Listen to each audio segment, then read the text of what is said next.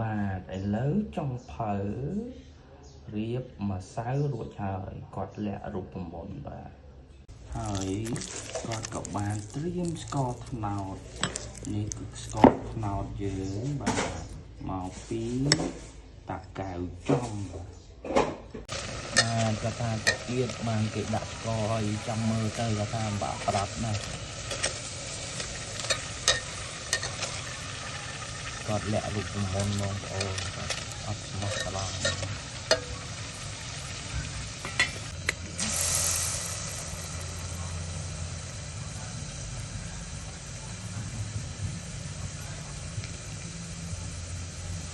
ដូនណាស់បាទ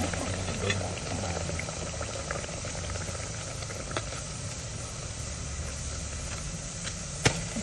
ឡើងល្អប្រេះ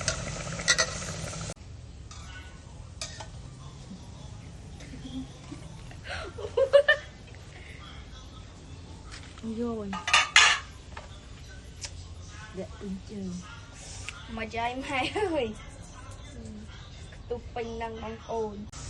bà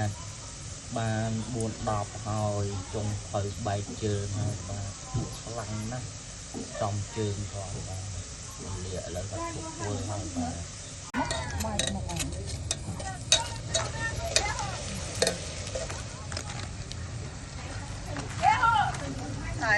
hả?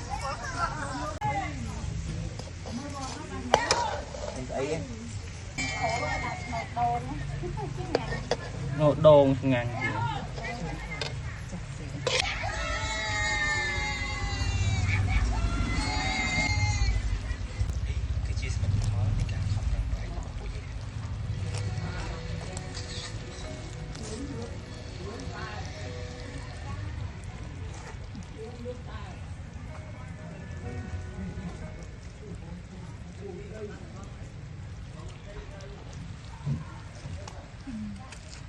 cho nên ăn cloud vậy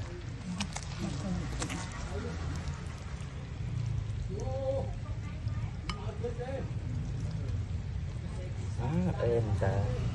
rất em ông Hà Lê trời đã thấy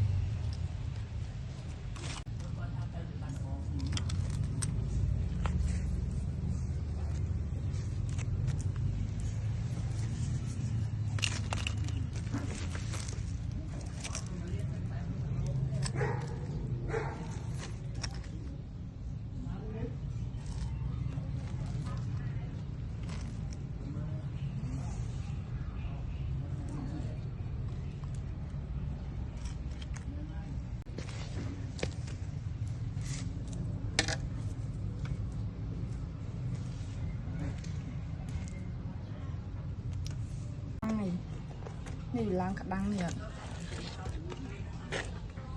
lên cầu